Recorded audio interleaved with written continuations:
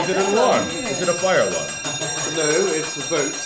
I'm abstaining, so I'm not going. Okay. It'll stop. So you got 1 minute for time. And very quickly. Should have 4 or 5 minutes. Okay, and very quickly, so for those listening on the podcast, welcome back.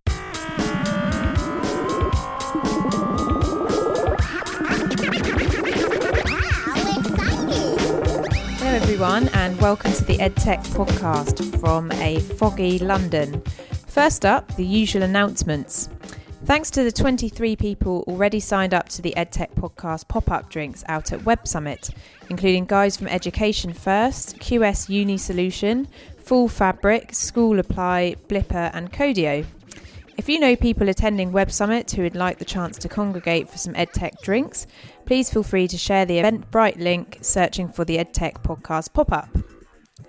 Next up, if you're in the UK and looking for an interesting new role, the guys at Tech City are looking for a digital skills content manager based in London and aimed at supporting digital startups and closing the digital skills gap. If this sounds of interest, check out the show notes for a further link. Staying in London, Hackney Learning Trust are also keen to work with EdTech innovators looking to pilot their work across schools or offer free coding classes. If you're interested, please email me at theedtechpodcast@gmail.com. After 6 months, I've finally got myself organised with a forward calendar of podcasts. So wherever you are in the world, if you're interested in finding out what themes are coming up, placing adverts or running a takeover, do let me know. We now have content into January 2017 and will soon be announcing the EdTech Podcast at ASU GSV in Salt Lake City in May 2017, as well as Reimagine Edu 2017 as they launch their international events. You can keep up to date with all of these bits of news by subscribing to the podcast and the weekly newsletter and keeping an eye on @Podcast EdTech on Twitter and the Facebook page. Now moving on to this week's podcast, a fascinating debate on the efficacy of EdTech, sparked by the then UK Secretary of Education Nicky Morgan's comments at BET 2016 that EdTech will be supported wholeheartedly by government where the evidence is to support. This recording features Kinahan MP and Chair of the All-Party Parliamentary Group for Education, moderating with Professor Rose Luckin from UCL Knowledge Lab, Brigitte Ricou-Bellan, Managing Director of Digital at TES Global, Andy Moss, Head of UK for Higher Education at Pearson Group, and Mike Mompi, Director of Early Stage Investment at ClearlySo. Also joining is Caroline Wright, Director General from BESA, who also brought the panel together. There are many questions from executives, including Easy Peasy, Discovery, Department for International Trade, and the Corsham Institute. And this was genuinely one of the best panel discussions I've seen for a long time, with a diversity of opinion, approach, and passion relevant for EdTech companies and educator leaders and practitioners alike. Listen out for the voting bell at the start of the recording and see which version of efficacy you agree with. See you next time.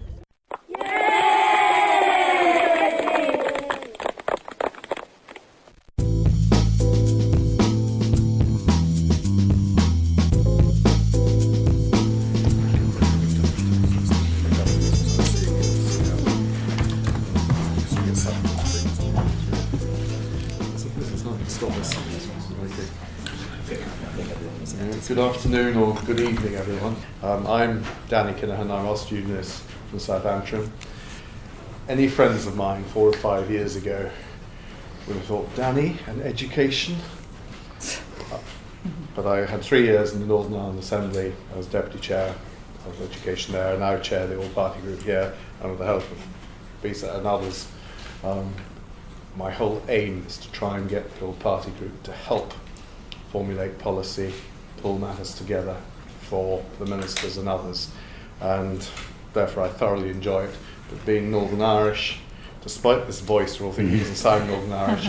I was schooled over here. I was sent to Scottish prep school and then an English public school, then had to learn the Northern Irish system to do my previous role. So I'm in a nice position of not being biased in anything, so I just want to see things being better for everybody. When it comes to technology and learning, for me it was the board duster being thrown at me. That was the closest I got to technology.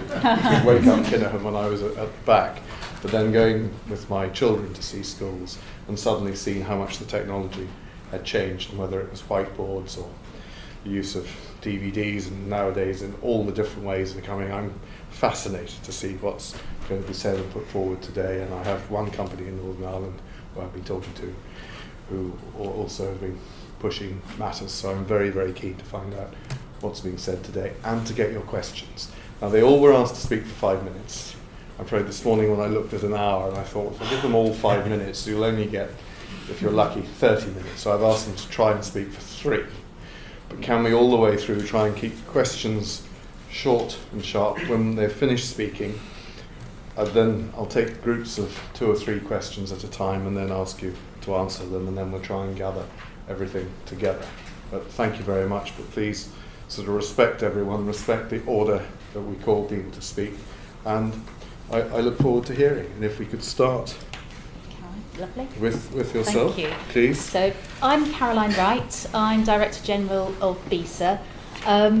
What I'd really like to do with my 3 minutes is just put a little bit of context on the EdTech efficacy into the broader efficacy debate, because I think we see with governments, they're very, very keen, quite rightly, that evidence is used in schools, in decision making in schools, in using the right products. In schools, teachers have increasingly limited budgets. They want to make the right decision, the biggest bang for their buck, so they're very keen to know about impact. In terms of industry, obviously, members of BESA and companies want to make sure that they stand out from the crowd. So they want to be able to use impact and knowledge to say, actually, my product really does deliver results. But the issue we have at the moment is we've got an increasingly competitive global market, but the way research is being carried out, it's not apples and apples. It can be very much apples and pears. So we're looking at kind of research reports that look at efficacy, but they're not necessarily carried out in the same way for large-scale research in schools. And you have things like governments pledging 41 million for maths textbooks because textbooks are better than digital. And actually, have we ever carried out a large-scale research programme that really looks in the same way at those products? And I think that's the biggest challenge, that companies are looking at it in different ways. They need the guidance on what high quality, proper research should be. There's also the challenge that we're talking about children's educations. So I can understand why you've never had a school where half of the kids are given some kind of placebo education and the other half in the same environment are given some wonder drug, new education technology. It's our kids. We're very cautious, and I think that's why progress has been slower than it's been in other areas. So for me, speaking on behalf of my members, what I think today is guidance from the experts about companies that have done it really well, what does it look like, so that we can go out and actually, whether you're the smallest company or the larger companies that are doing it already really well, actually what can they do so we're all talking the same language. And just as an example, I asked members before I came here, I said, have you got some really good examples that I could, talk about? And we had some fantastic examples of companies that are probably going to speak later who are here, Renaissance Learning, Essex Education Services and so on. They're doing it already. Then we have companies that actually it's a struggle. They think marketing is kind of efficacy. So it's actually what tools can we give them to really understand how we move forward. Another final point from me, we're not alone. I was at the OECD Ministerial Summit in Israel 3 weeks ago, and every single country had the same challenges. So I think if we crack it, we can probably export it, which we can do. Excellent, and I hope we also then get it out to the devolved parliaments as well. Rosie, would you like to lead off? Say who you are. That's fine. So I'm Rose Luckin. I work at something called the UCL Knowledge Lab, so that's University College London, and I've been looking at how we evaluate the efficacy of educational technology for several decades now, and indeed I'm involved in developing educational technology, particularly technology that uses artificial intelligence techniques.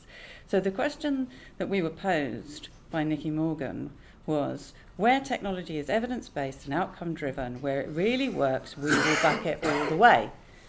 What does she mean? So I can give you, hand on heart, I can show you the evidence that well-designed online communities support teacher continual professional development, if the context is right. By which I mean if they are given time and if they are supported by their managers to do this. I can show you good evidence, lots of different sorts of evidence, that will show you that well-designed simulation software helps children learn science processes, such as photosynthesis, if the context is right. For example, they have the right prerequisite knowledge to be able to understand the processes and various other things as well. Is that what Nicky Morgan means? I realise she's not Education Secretary anymore, but that was the statement we were given. And the thing is, I suspect that's very like the good examples that you were given, and I suspect the answer is no. Because I suspect, though I may be delightfully wrong, I often am, actually what they're after is something much more generic. Because what I can't tell you is that any online community will work for teachers in continuing professional development. And I cannot tell you that any piece of simulation software will help any child learn a scientific process, because there are way too many variables, most of them around context. And that makes the job really hard. But I don't want to be negative, because the point is we live in this world. We have to demonstrate efficacy in some way. But perhaps what we could do is start trying for more specific questions. Because what we really need to know is who? Who do you want us to demonstrate this with? Is there a particular age group? Is it children on free school meals? Is it teachers? Who is it? Who is it that you really want? What's the real educational problem you want us to demonstrate? And we'll show you. Way better than we can with textbooks. We will be able to show you, but we have to have that specific information in order to be able to demonstrate efficacy in any rigorous way. Then I think we can show something that counts, but we cannot do it generically, and that is my 3 minutes. So I am well done. Very impressed if you can all do it that way. That's really good. Andy. So good evening, my name is Andy Moss. I'm the Senior Vice President of Pearson's Higher Education business in the UK. Great to be here this evening. I will try and stick to my 3 minutes. I can't promise I will. Time you. Yes, please do. That's all right. So I work for Pearson, and as a company we care deeply about this topic, efficacy and EdTech. We are the world's largest education company, and our mission is to help learners make measurable progress in their lives through learning. And to me, those two words, measurable and progress, are kind of core to any discussion about efficacy. If we can't demonstrate efficacy, then we're failing in our mission, frankly. So we care very much about this concept of efficacy. We also care deeply about technology, the second part of tonight's discussion. So we are investing very heavily in technology as an organisation. We spend around $1 billion each year in product development, product research. And you won't be surprised to hear me say that EdTech is a big area of focus for us as we do that. But we are very, very clear that technology is not a panacea. And technology is not the only way to drive outcomes. To echo what Rosie said, actually, great teaching and great learning starts with great teachers and great pedagogy, and that's something we're very focused on. But we do think if you get technology right, and if you do keep that focus on learner outcomes, then technology can be a great enabler, and it can really help to scale, expand access to great teaching and great learning, and really help to enrich the education process. And we say that because we do have some evidence, tonight's other topic, evidence. So we did a test on our Bug Club product, which is a primary school product here in the UK and around the world. And we did quite a formal test, a randomised control test on 1,500 pupils in a class across 36 schools. And we not quite a placebo effect, but we did look at kids using our Bug Club product. And the results were quite astounding, actually, really highly statistically relevant improvements in learner outcomes from using our product. So that's an example that we can give that does talk to evidence in EdTech. But that's not good enough for us, actually. That's just one example. And what we want to look at is how we systematise this. And how do we create a framework that allows us to demonstrate for every product and service that we do that we can deliver improved learning outcomes. And if we can't demonstrate that, and if we can't see a way through it, how do we exit from that product or that service, because it's not core to our business if it can't deliver that. So we've actually made a commitment, big goal.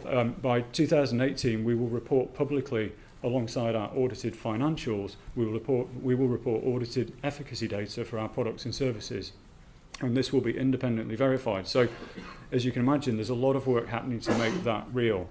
And to help deliver that, we developed what's called the Efficacy Framework, what we call the Efficacy Framework. And it was developed by an amazing guy, Sir Michael Barber, our Chief Education Advisor, about 5 years ago. And at its heart, it looks at 4 elements to try and systematise efficacy.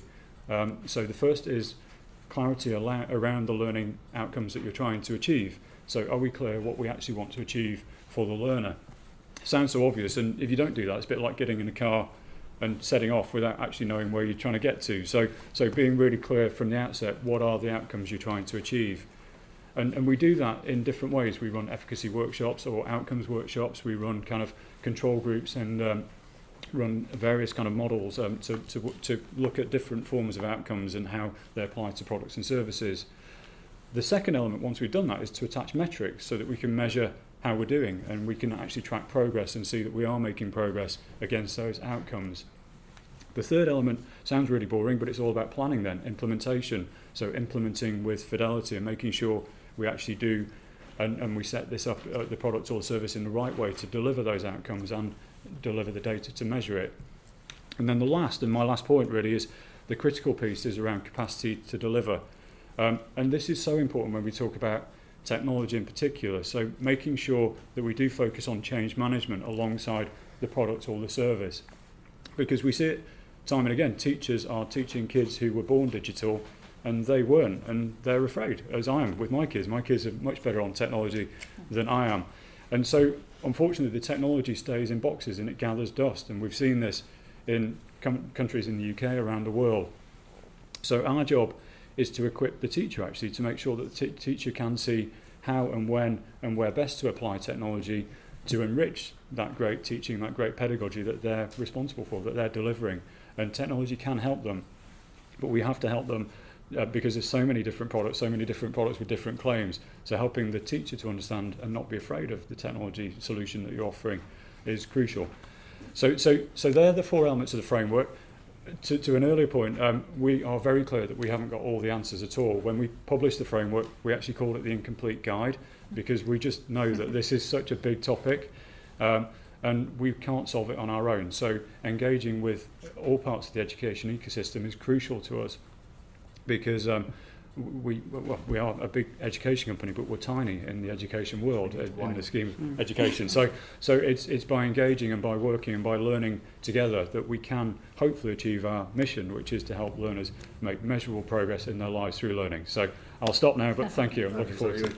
So, Mike Mompi here. I work at an organization called ClearlySo. I should probably introduce the organization to provide a little bit of context as to why I'm here. ClearlySo is an impact investment bank. So that means we look at this from an investment perspective, and we look at all investments, and we look at the impact of those investments. So it's not just looking at kind of risk and financial return, it's also looking at impact. And one of the key areas where we focus is education. So we look at health, education, environment, and other social issues. So when it comes to education and efficacy, it's critical for us. So I absolutely love how Pearson are starting to publish the efficacy results, the key metrics, along with the financial performance. So that's really one of the key things that we look at. When people talk about EdTech, I think a lot of people assume that it's kind of within the classroom, but there are different types of EdTech, and there's a different level of efficacy that I think one can look to gain clarity on. So, for example, it can be operational efficiencies. It can be sharing platforms for teachers and content. So I think if it's maybe an early years intervention, directly engaging young people, then maybe an RCT can be more relevant. If it's looking at operational efficiency, so technology kind of for a back end for a school system, the efficacy can be clear. You might be saving a certain number of hours or a certain period of time, enabling teachers to kind of spend more face time with the students. So I think there are different ways to think about efficacy and the different types of education technology. And again, a lot of the key points have come out already, but when we talk about EdTech, again, tech is not a solution. Tech is a tool that helps better hone, better target the solutions that we know are clinically efficacious and have been validated. So the perspective or the point I'll be taking is one bit more from the investment community, where we've had the pleasure of working with a lot of companies who have RCTs and who have clinically validated data, as well as with companies who just say they're highly impactful and are changing lives without that data. So we see about 2,000 companies a year that are doing amazing things or claim to be doing amazing things, and actually trying to identify which one is more efficacious than the other, and what is the ultimate impact is a key area of our focus. So I'm happy to kind of provide that. Okay, so I'm Brigitte Ricou-Bellan. I'm from TES. I'm Managing Director of TES Digital. So in our world at TES, as I'm sure many know, it's all about recruiting excellent teachers. It's about training teachers and helping teachers create lessons and deliver lessons. And I'll talk more specifically about our marketplace platform, which is really a big edtech investment, which has been going on for quite a few years. So, we think at TES, and it's clearly our focus in many ways, that's a great way to focus on efficacy and student outcome is to start with the teacher and really empower teachers to deliver those outcomes. And there are three ways where over time we've really, I think, built some really, really good evidence of impact, efficacy around teachers. The first one is really working with independent third parties. We've done since about 3 or 4 years. A lot of research with Stanford universities. In fact, 3 professors were really fascinated by the size of our marketplace, and that really helped us highlight some of the kind of key metrics around our marketplace. So we did a number of surveys, they did a lot of data exploration. High level, what we found is that teachers not only really value the content, they find it relevant, and we have lots of really good metrics on that. It's on our site if you want to see that a bit more specifically. They find the content of high quality, but really more importantly, and we wanted to verify that, they use the content in the classroom. And that's about 75% of teachers downloading content. That was a question. We have a huge amount of content being downloaded, 200 million. I was sharing this data since the beginning of the year. Is that content actually used? And yes, it is. The other thing we found, which I think is really interesting, is that teachers really value being part of that community, and they gave us really high mark on the fact that they feel using this community makes them better teachers. And that's something we validated through Stanford research, but also more recently through a piece of research we did with Mozilla. Actually, the results will be presented in a couple of weeks, and 75% of teachers told us that they were better teachers through essentially using the community and peer-to-peer learning, which again, I think is really interesting and shows the value for the teacher community of feeling part of this really big marketplace. So we have roughly 8 million numbers, so it's a very big number.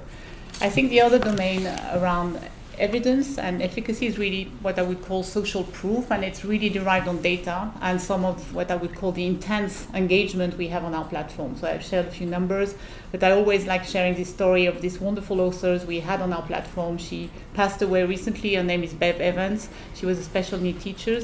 Her resources, she has about, I think, 150 resources, have been, as we speak, I checked the number this morning, downloaded 5.2 million times.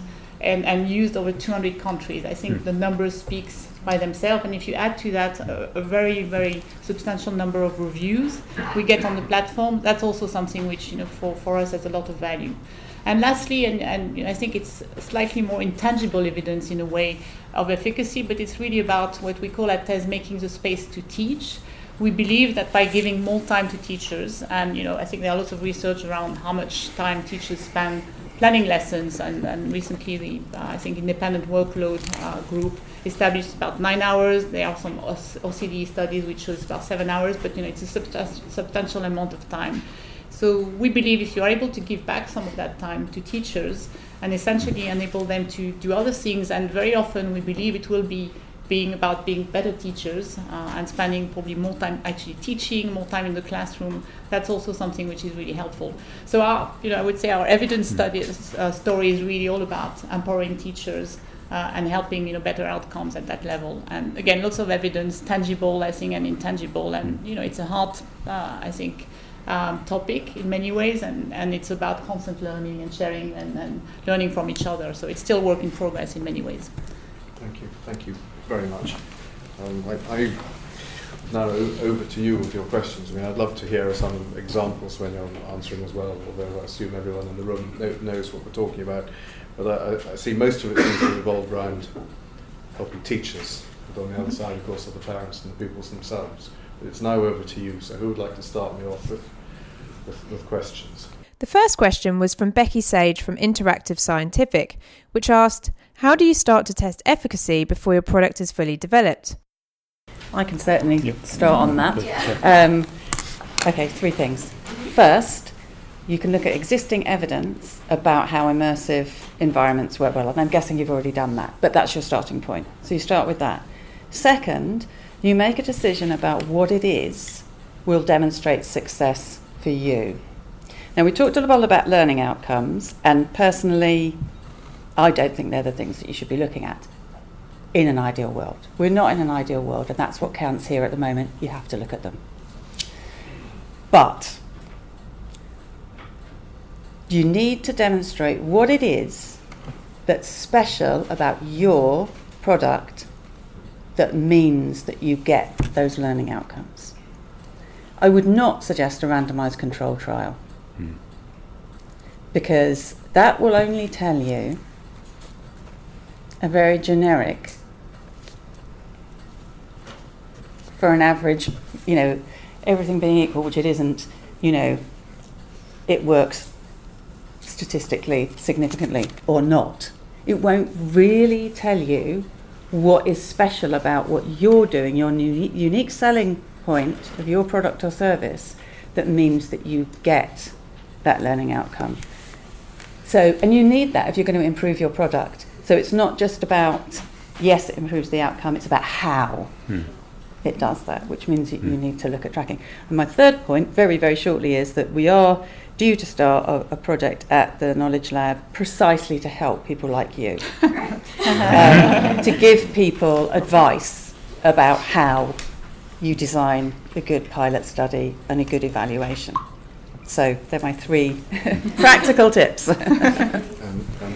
Well, to echo what Rose said, actually, but I'd say, that's a problem we've been trying to solve for as well, actually, because we are building efficacy into every product, whether it's an existing product or, from ideation through to kind of launch effectively.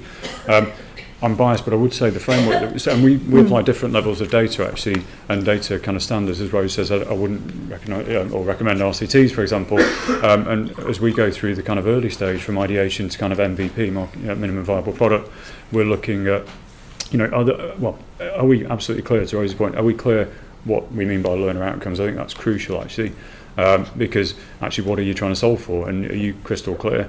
And then actually we look at, can you attach metrics to that? So we're not trying to collect the data at that point, we're just trying to make sure we've got measurable outcomes that have been defined and built into the product set that we can then start to collect the data around. And then the quality of evidence does depend, actually, on the sort of product or service, but I would totally agree. I think it needs to flex based on your circumstance. The other thing I would offer is, again, there's quite a lot of material on our website. We've published everything we're doing on this openly, because we're trying to, as I say, learn. I'll happily take your details and send some links, but you'll probably find quite a lot on our website around how we've gone about building this into product development, early stage, all the way through to mass market products. So that might be helpful. Maybe just to add briefly to that, without repeating any of the points that were previously mentioned, I think one key variable and element that can often be overlooked, kind of pre-commercial or pre-market, is uptake and usage. So something can be academically validated as effective. There can be RCTs, whether or not you're considering the kind of ethical issues there, whether or not you think that's the right approach.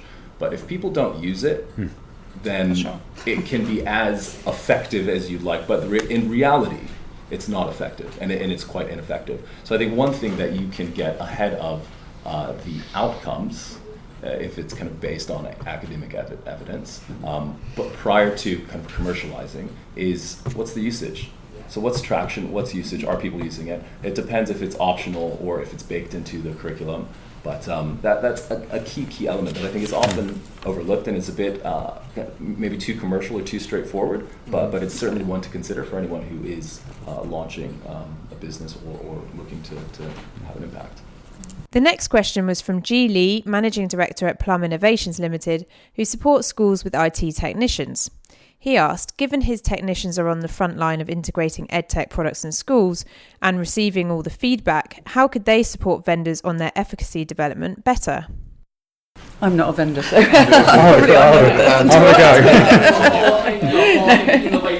Yeah, no, it's a great question. So I'll just make maybe 2 points. I mean, I think I totally agree with you. I think I used the word earlier, education ecosystem. We're very clear that, again, Pearson is trying to ensure that all of our products can plug and play effectively, so through APIs, etc., that we're kind of platform agnostic, if you like. So we want to work with different platform providers, different vendors, because we can't solve for everything. And I think it's actually by harnessing all the data that comes through the system that you do start to collect some really interesting data around efficacy, both in terms of usage and who's actually using the product, but also importantly how you can improve and how you can start to build that into that kind of feedback loop. So as I think about, final point, as I think about in my world now, higher education and the teaching excellence framework and how we're actually going to measure teaching excellence across universities that have disparate systems, it's through working with various elements, whether it's the software support and the infrastructure providers, whether it's through the education resource providers like ourselves, lots of different data points that will all feed into understanding what it really means for a student to succeed and to set that student up for success. So I think you're a crucial part of the system, and if we can't work with all parts of the system, then we won't answer the question, frankly. Yeah, I mean, just to build on that, obviously relationships with individual companies and suppliers and yourself, that's for individual products. But I think, and I would say this, wouldn't I, and G's a very active member of our software and technology special interest group within BESA, but I think kind of industry forums or groups where companies can come together and taking away the specifics of an individual item, there's probably 4 or 5 key themes that you deal with day in, day out that actually could be dealt with as a group and shared, and then actively all companies can learn from that as well to sort of build on where we're going from. So I think that's actually a great topic we should look at one of our next meetings. And definitely it's an invaluable job. I would just like to say that. I might not be a vendor, and but you do an invaluable job. Yeah, and I think coming at that from a fairly different perspective, but maybe there are also some simple metrics which are unifying metrics, and that might not be relevant in your world, which I don't know in a great deal of details, but things like simple survey, simple NPS, just satisfaction, just making sure your services are useful, I like to say that as well, delightful. I think those things that help to benchmark, and sometimes just having a few standards which might be really, really simple and might help create this kind of framework of feedback. Just to give an example of a company, some of you might have come across EduKit. So they're effectively trying to kind of aggregate given how exciting this market is, right? So many people do want to do something with technology and education because they see the potential. They're trying to aggregate a lot of these different interventions or these programs or these solutions, but also integrate into the existing kind of school IT systems to track data, track efficacy, and look at more longitudinal kind of impact and isolate the variety of variables on the individual's interaction. So if there's any way you can link up with EduKit, EDUKIT, or have a conversation with them, it's probably useful because it sounds like there's a really interesting opportunity there. Okay, thank you. Next up, Jen Lexman from Easy Peasy, an app for school readiness with support from partners including the Design Council and Oxford University. Her question was to BESA, what forums and audience were available for home learning and for parents given the proliferation of EdTech products and support networks around K-12? What was out there for early intervention products and services? Yeah, no, that's really, really interesting. And actually we had conversations with successive education ministers on that topic because we engage with them on industry's behalf. But actually, and the challenge is rightly of kind of what are companies doing to improve the quality of products and outcomes, but actually there's a role as well as schools and teachers of what parents do. We have been working with members a lot in terms of your own websites and your own offerings of making sure that there are sort of parents' pages and information on your own products that active parents can get engaged in easy to understand language rather than the whole jargon of education, which when you first become a parent just hits you in the face and you've got no idea what you need to be doing. So actually making it sort of common sense guides for parents, but then going to where parents congregate. So actually where are the kind of the online forums that they're talking about, and you will see the the strands going through. My child is on this book, level. Is this normal? Kind of all of these kinds of conversations. What you're trying to do? There will be a whole, range of websites dedicated to parents talking about those kinds of issues. So going where the parents are. There are also kind of talk afterwards, but there are exhibitions and conferences where there are kind of home educators are targeted, and you can talk to them there. But again, I think it's shaping it in a language that will be appropriate for parents to be able to understand. Can I just pick up on something there? Because I have seen you present Easy Peasy, and I think it's very nice. Early years, absolutely fundamental, can make all the difference in the world. Parents, we know, their home background is a big influencer on educational outcomes. Self-regulated learning, readiness, you're not looking at learning outcomes. Great. Because self-regulated abilities mean better learning. Good self-regulation is a key skill to learning. And actually, for me, that's far more valuable than being able to show me that at a particular point in time, so-and-so scored more on their maths test, and they do use this product. So I think that's great. You've also had independent evaluation of your product, which I think is a really good idea as well, because that gives a bit of blue water. And I think that's all great, and I would like to see more of that. The problem is, of course, we do have to demonstrate learning outcomes to politicians. I'm not saying you should do anything different. We can do that. You've got a framework. I've got huge respect for Michael Barber. I'm sure it's a really good framework. Right. We can demonstrate that a particular tool, if it's good, will lead to improved learning outcomes. And that's what the politicians want to hear. But we can't do it generically. And that's what worries me, is that I'm sure all the people at BESA, you ask them for evidence. I know, for specific pieces of software in specific situations, we can demonstrate that, but somehow that's still not enough.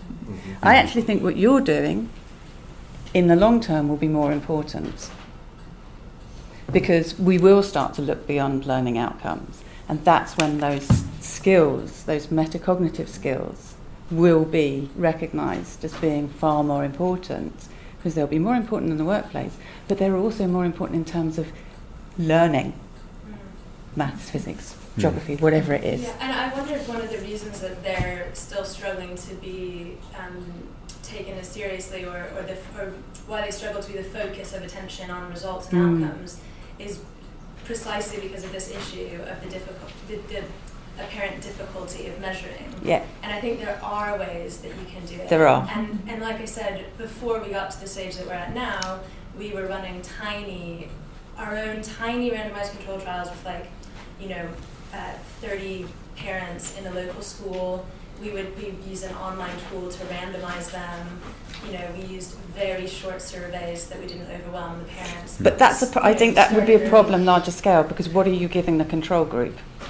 Well, you use early starters and late starters. Yeah, so but I just think that I don't think in the end the randomised control trial is the best way of doing it. That's just right. I don't think you end up with the richness of evidence that you'll need to demonstrate more than a kind of a yes/no. You want to demonstrate exactly what's happened. So, but they have their place, and I understand that people respect them in the same way that people respect learning outcomes. And so we're kind of stuck in that space at the moment. But the more things like you're doing, I think the better, because that will in the end demonstrate the huge values in those soft skills, as people call them. Thank you. And one comment, please go ahead. On the independent research, and it's something we've spent quite a lot of time thinking about. What I find really interesting is doing that, once, but then continuing the relationship. And I don't know what is the nature of the relationship with the Department of Education at Oxford University, but being able to do that over time, I think, is also where things become really valuable. And it's also, in some ways, I'm sure you're thinking about that in that way, a marketing tool, and which can be really helpful. But my point here, it's not just a one-off, and it's something which is complex. It's got kind of multiple layers, develops over time, and the value, the richness will be, in my mind, of what you're doing will be to kind of be able to spread that over a few years and come back to, the results, how do they evolve. That's the really interesting piece, and we've seen that in our Stanford piece. It's been really, the first year was really interesting, but the third year was kind of fascinating, and we started to go really deep. So just sharing a little bit of experience there. Anyone else want to?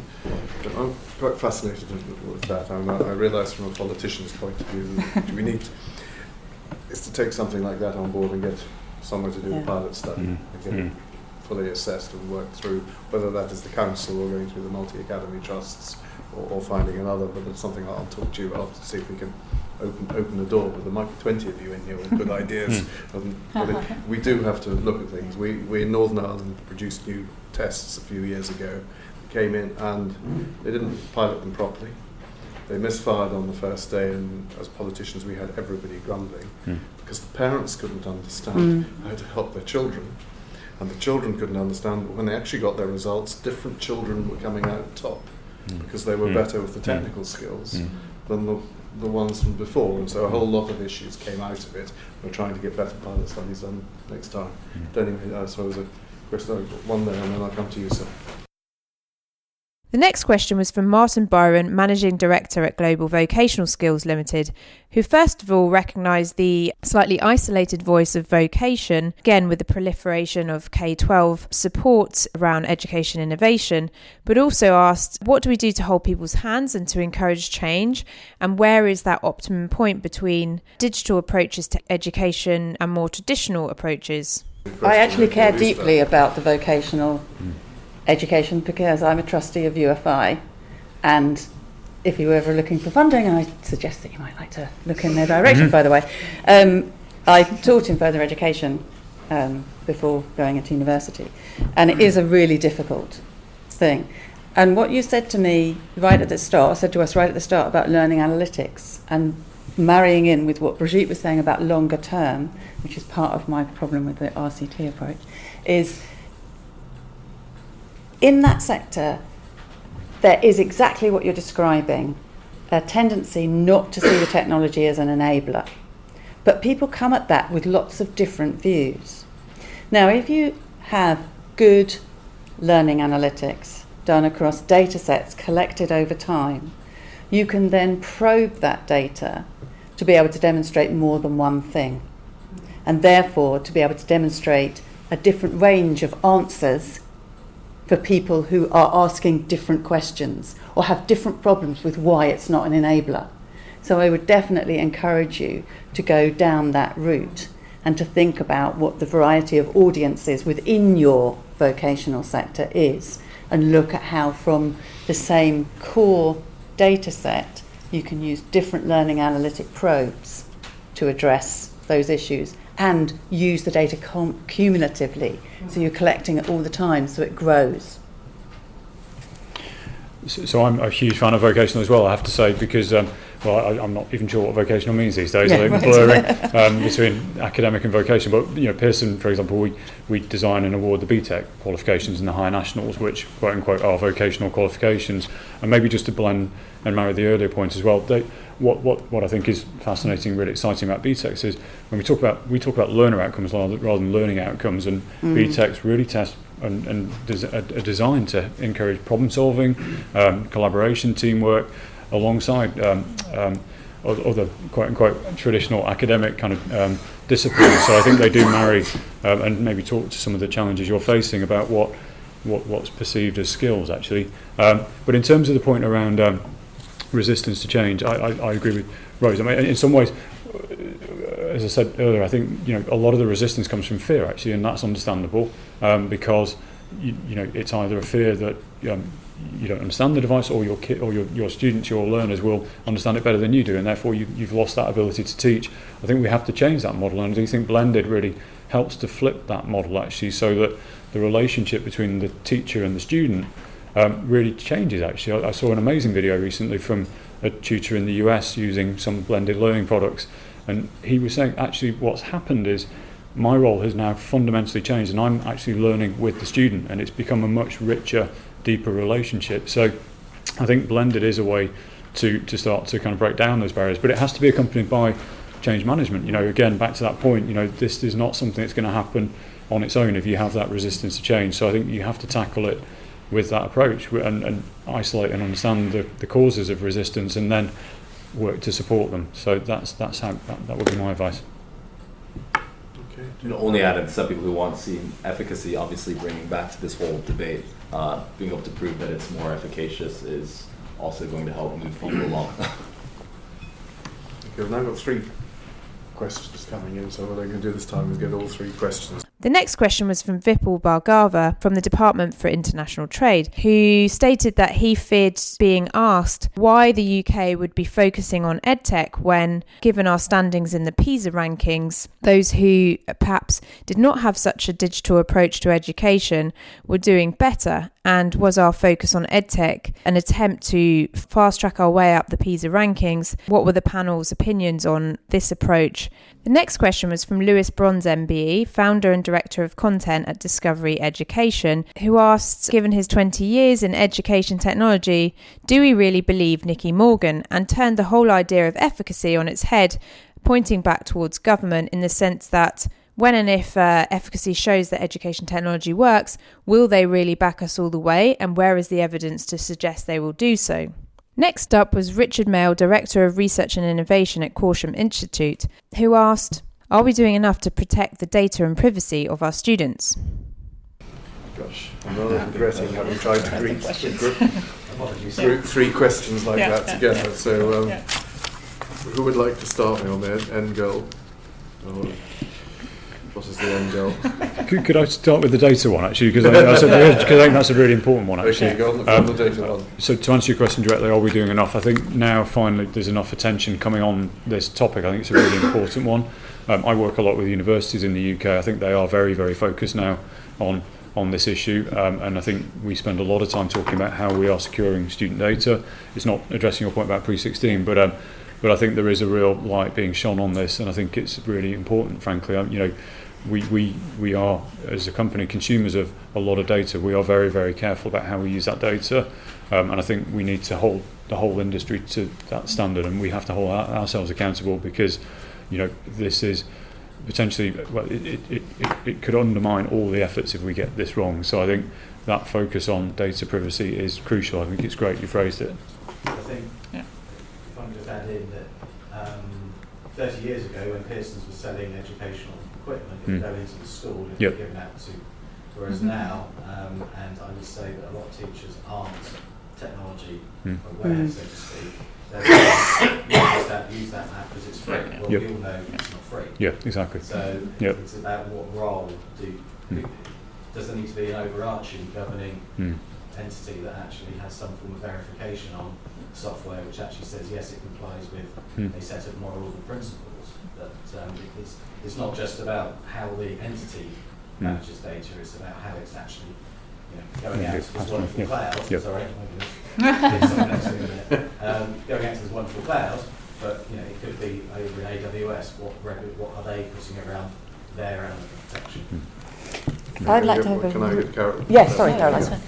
So I'll just very quickly try and sort of give my views on all 3. The PISA question, I think it's really important you can't take one measure as well as then you've got the cultural differences. You talked about pupils being in school for 10 hours. You've got the different parental aspirations in different countries. You've got a whole range of factors that I think we need to be really careful about trying to use something to solve. And I'll just use an anecdote. We had an inward mission of Chinese early years investors and buyers coming into BESA last week, and they met with our early years manufacturers and producers. And okay, China higher up in terms of kind of various PISA rankings, they said to us, we have to, our curriculum means that we have to do the 10 hours and we have to kind of focus on the very the knowledge-based learning. But actually what we're missing and what we're looking to Britain for is that creativity, the aspects that really build the other side of achievement and rounded personalities. So I think there's a danger in just following one tack tack and saying actually something will be the solution to that. So that's kind of my view on PISA. A really good question to really believe Nikki Morgan. It's linked. Being very, very diplomatic, it's Justine Greening now. And what I would say is when I met Justine Greening earlier on in the year, when she was still in the Department for International Development post, she was personally really interested in talking about how digital and technology could be used in crisis zones and actually in refugee situations, and how that could be impactful. She was very interested. She did grill me on kind of where's the evidence and what can you prove, but she was very open-minded towards EdTech and digital, so that's a positive. In terms of the kind of what have we actually seen the department doing, I was in earlier on in the week meeting with the sort of relatively new head of the technology team in the department, and we should take encouragement from the fact they've gone up from one person to two. She had a new starter on Monday with her, and I met him.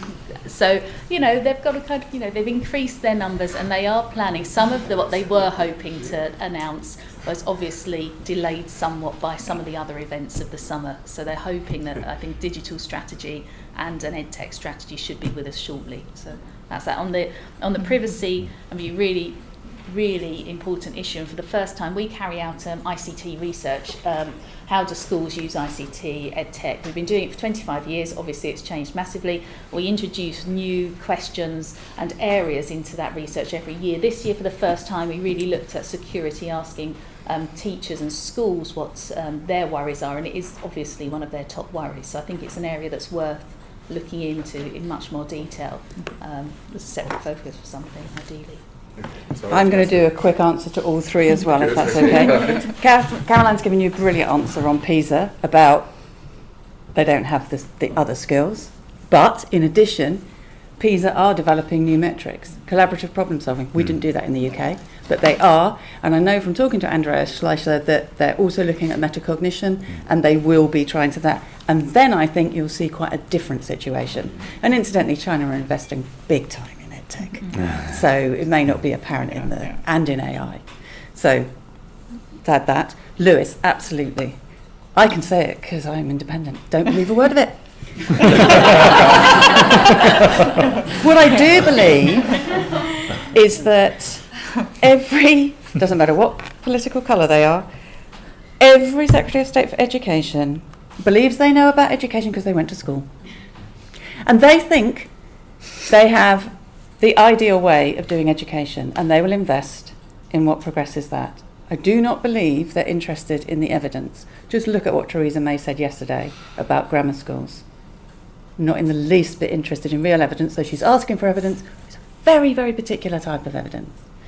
So that's my take on that. And in a way, I think we just have to keep up the pressure about what really matters about learning and keep trying to demonstrate that. I don't know what else we can do, but we have to keep doing that, because actually what matters is people get better education. And thirdly, Richard, totally disagree with Caroline and Andrew. We are so ignorant on this. And I am scared. And I have an expertise in artificial intelligence. I gave evidence to the Science and Technology Select Committee inquiry on robotics and AI, and the report came out last week. And when I started talking at one point, one of the members said, "Oh my goodness, that's so frightening." I said, "Yes, it is, and we're not doing enough." We have to start looking at this issue because it's going to hit us soon, and we are not prepared. When I spoke to Neil Carmichael from the Education Committee in the spring and asked him a question about this, he gave me the answer that the answer was multi-academy trusts. It was not on his radar. It is a huge problem. I wish I could be less scaremongery, but actually it really is. And we are trying to press for some work in this area, and the report last week does call for a commission to advise the government. And unfortunately, whilst the report says lots of stuff about education and skills and how important this is for education and skills, it doesn't actually state that we have to have an education and skills expert on that panel, that commission. And I really hope they don't just ignore that, because we have to have this explored, because this is children and students and people, and lots of data is being collected from skimming and harvesting on social media, and there is no privacy. So it's a real problem. Thank you. Do either of you want to come in? Or can I give you? Happy to I think to say a few things on I think the first question completely agreed on the rich metrics, and that not being an expert in that domain, what I give you is also the parents' answer in some ways is clearly thinking about in my mind in terms of kind of student outcome, also the ability to learn to learn, and we've all heard that, but I think it's actually crucially important, and I think looking narrowly at PISA metrics as they are today is a very, very limited view of the world. That's clear to me. And when I think we tried to answer the question today, we certainly took a much broader view, specifically, in my mind, around the focus on teachers and giving them useful and valuable tools and empowering them, because they know in many ways, how to adapt, how to kind of create those differentiated learning experience which really are going to transform the students. So I think that's another maybe angle of thinking about that. I won't go the controversial route around making learning, other than to say, I think it's kind of same kind of answer. There are many, many ways of thinking about outcomes, and we'd like to think it's not just about assessments and results, even if I understand it's important on many levels, and certainly from a government perspective. And I think on the third point, certainly something we take very seriously, and we all really need more work on that. There are some best practices probably, and I might not be an expert on that, but it seems to me the US might be a little bit more advanced. We've looked quite closely because we have a site which is global at COPA, and some of those kind of experiences are helpful, probably not enough. Rose, I take your point, and there are also some things which sound kind of pretty worrying, and we have to tackle. That's really important. Before handing it back to you, I could add a little bit to this. The question, I think, was thoroughly answered by my colleagues on the panel. I'll start at the back just on the security point. Fortunately, it's not just in education where there's a threat to data and security. So there are top experts across various verticals and various industries. So from kind of health and private slightly talking about security, right? I think that was to wake everyone up. That was given the time. For 5 minutes. Okay. And very quickly, so for those listening on the podcast, welcome back. Commercial break. So very quickly on security. Fortunately, experts across many verticals work in the space. I mentioned just very quickly, so Jen from Easy Peasy, we've been very fortunate to work with Easy Peasy, and I think that value placed on the different types of developmental kind of stages and learning outcomes is incredibly useful. And in terms of ranking, I think the changes to this will start to maybe reflect some of those earlier interventions and different approaches. And then another example is an adaptive learning's mathematics platform developed and built here in the UK. There was an attempted acquisition by a big Chinese educational company, but instead they put in a significant investment and rolled it out across a few thousand schools. So the innovation, I think, is picking up in places kind of across the world. Those are just a few interesting points. Okay, thank you. I thought I'd better answer the political one from a point of view. I always think everyone forgets that most politicians are amateurs. We all come from different angles to do different things. Yes, you may get one that has a greater interest in education, but that might be the most dangerous thing you get, because they believe they know what they're talking about. So what I lead on to say about the vital thing is to get us to ask the questions, and keep firing questions in so that any of the rest of us in the chamber can ask a question, and if we don't quite get it, there are lots of different ways of pushing and shoving, and that's the vital thing, that we need you to raise the questions with us so that we ask them. But do always remember that we don't necessarily know what we're doing. We're learning as we do it. The civil servants are teaching us what we can, and then your lobbying is what really teaches us how to do things. And then, of course, every now and again, you get rid of us all and you have to start again. But that's just the nature. But it's a real thrill being involved as part of it. But we do need you to push us through it. Anyway, who else has got a question? So. The last few questions were from Mark Chambers at NACE, who asked, what is independent research? Absolutely. Yes, I think with the best will in the world, when you're running a company, of course you want to demonstrate that your product or service works better. And I think, therefore, you do need to get some kind of independent involvement. So what counts as independent is a really interesting question. I think it has to be that the person who's carrying out the evaluation has no personal gain from that evaluation, other than obviously the cost of their time doing it is being paid, because there has to be some exchange of money, otherwise nothing can happen, but they're not personally gaining anything. And that's where universities can have a good role, because they have the skills, they have the expertise. But what we're trying to do with this project that I hope will be starting very, very soon, is to help particularly edtech startups, so smaller companies and SMEs, design effective evaluation studies. And we can't carry all of those out as independent experts, but what we can do is try and say, look, we've helped them design it. Now, that's not the same, I appreciate, but hopefully it will give some kind of evidence that the design of the study has been done in an independent way. Because I think it's very hard for people to go out and get independent validation, because part of one thing is that there's the cost of it, so I think it's very impressive that you've managed to do it with Oxford, and that's great. We had the support of the Sutton Trust. There you go. And Esme Fairbairn Foundation. And that's, those organisations can I think play a huge role. yes, absolutely.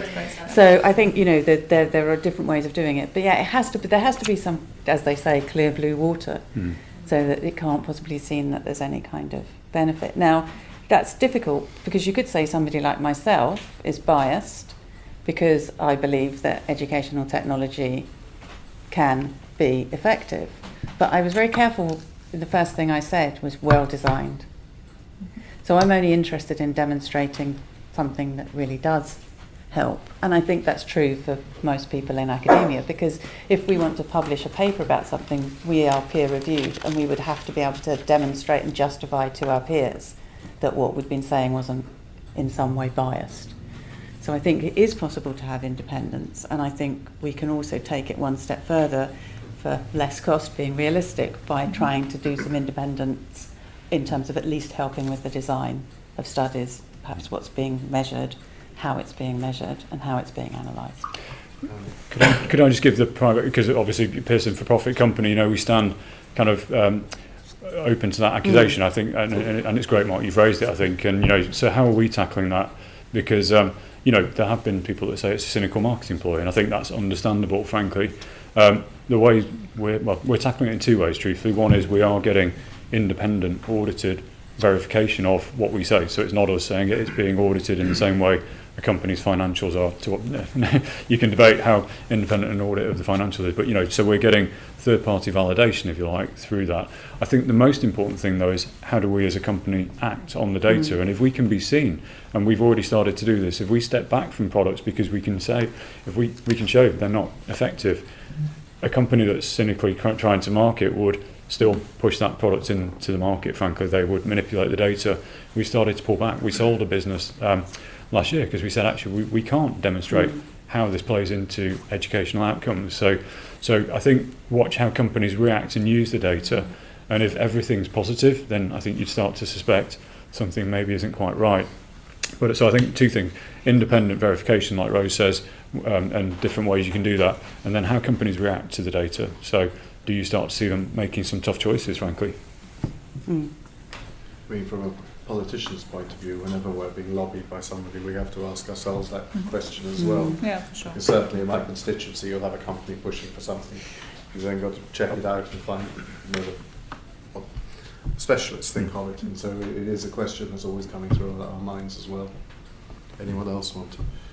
Yeah, I completely agree with this perspective. I just wanted to make the point that having established all of that, it's still really important in your communication, I think, with users, with potentially customers. Being able to share some data is also part of the story. So I think it's kind of a valid point in my mind to be able, once, again, all those boxes have been ticked, to share some of that data. So I think it's really important to make that available openly.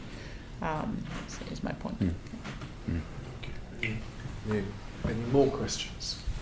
Amanda Duncan at Scribe Easy, who asked the panel their opinion on an alternative method of measuring excellence outside of standardised testing, and perhaps have their view on badges. I'll give a view. I mean, I'm a fan, frankly. I think I'm a fan of what badges represent, which is kind of effectively creating that spine of education. I don't think necessarily, I think in levels these days it's crazy, but level 1, 2, 3, 4, do learners really think like that, and do they learn like that, and do they not deserve stepping off points if they don't get to that next significant level that's been deemed as significant? So I think badges have a really important role to play in giving learners transferable credits, and I think they'll become more important the more and more we see quote unquote non-traditional learners, so lifelong learning and learners who are learning in work or with other kind of calls on their time. So I think badges have a really important role to play, but I do think the standards that they're measured against is really important, because a badge is only relevant if you can demonstrate that it actually does what it says on the tin, like a qualification. So I think the assessment around badging is really important, and making sure that they are robust and rigorous and they do deliver the skills that the learner says they have. Just to clarify, by badges, do you mean the kind of digital visual representation of a certain skill set, so often tied into the gamification? One, and you've got Cisco sponsoring them, and that's Yes. where they're very clear about certain skill sets, which is fantastic when you've got a new code or a new language or something that's going through, but not so good for maths, English, science. But they Just very could be. quickly just to bring a quick example into it. So there's a great organization we were working with that was effectively trying to replicate what LinkedIn have done, but for younger people using badges. And last year they were acquired by a large city assessment organization. I'm sure you can guess which. And it is increasing. It is in terms of its role, in terms of how young people maybe view it. I mean, traditionally we do have badges. You've gone to a university, you have effectively that badge from the university. So it's a different maybe interface for the user being the young person striving to get that badge. But it's absolutely of an interest, and it is being used and explored. I agree with that, and I love the fact that it's getting away from what we've traditionally thought of as, oh, you've got 5 GCSEs and A-level and a degree and whatever. I think it's really lovely to have something that's trying to break out of that. And I think perhaps one way forward, and I know there's work in this area being done, is where you've got badges that are verified through learning analytics data. So you can actually have an audit trail to say, I've got that, and here's how I can show you. That, I think you really start to get somewhere, and then I think you can use it for subjects like maths and what, there's kind of standard subjects, because you can demonstrate over time how somebody's progressed and how they've got to have that badge. And I think it's interesting, just to open a little bit the discussion, it's definitely interesting for students. I can see the potential, but also for teachers in many ways. And you have, kind of certified badges if you become, for instance, a Google certified trainer. But I think increasingly you can see a number of micro-credentials which are really valuable, are not always sanctioned by kind of formal training, but really add a lot of value to the teaching experience. So I will also advocate for that part of the puzzle. It could also be really helpful from an employer perspective as well. If you have digital badges or badges that actually employers know this is a vital skill for what I'm employing this young person for, I'm not the expert, therefore I need someone who does these things, but I don't necessarily know how to evaluate them myself. If there's kind of an employer base that you can actually see what are these skills, what are the kinds of questions to test them on at the point of interview as well. So they say they've got a particular kind of badge or skill, you can look and ask them the questions with the kind of, this is what this person would evidence if they are at this level. It's kind of helpful for employers in choosing the right people to have in their teams too. It relates to the earlier point when we were talking about young children and self-regulation. The whole sphere of what I would lump, though it doesn't quite accurately work, into this sort of metacognitive, being aware of your own learning, being aware of your own needs, knowing how to get the help you need, knowing what you do know and what you don't know, and what you can take on and what you can't take on. These are the valuable skills that will help us through lifelong learning. So it's absolutely critical. And that's where I think technology has a very neat role to play, because it can kind of play back what you've done. And then you can share it with a teacher or your parent or a more able peer, and you can talk round, oh, well, I did this and that didn't work very well, but actually this did. And so it can really help you to understand more about your own learning, because that's what you're going to have to be able to do. And there is a huge amount of evidence, by the way, to demonstrate, just in case you were wondering, the value of those skills. Chris Smith from Essex Education Services, whose final comment was met with resounding support around the idea that perhaps most efficacy studies and trials could be manipulated in some way, actually getting in the classroom and seeing the outcome of those positive impacts cannot be manipulated in such a way, and perhaps is the final test of how well things are working. Comments?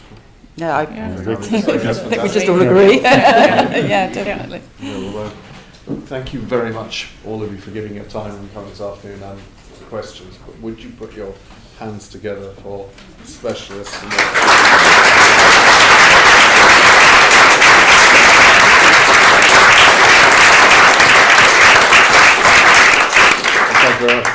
I've learned to maths out of this, so I didn't realise how much I didn't know anything about it. So it was really great to do. But your last question really summarised everything that I was running through my head, is the need to get parents and teachers and everyone involved in the system, so that the feedback comes in and we get it better. But don't give up on your politicians. Anyway, thank you very much indeed.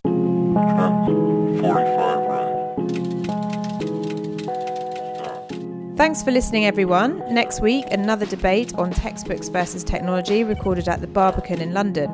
Please share the podcast with anyone you think would enjoy, and don't forget to get in touch at the edtechpodcast@gmail.com.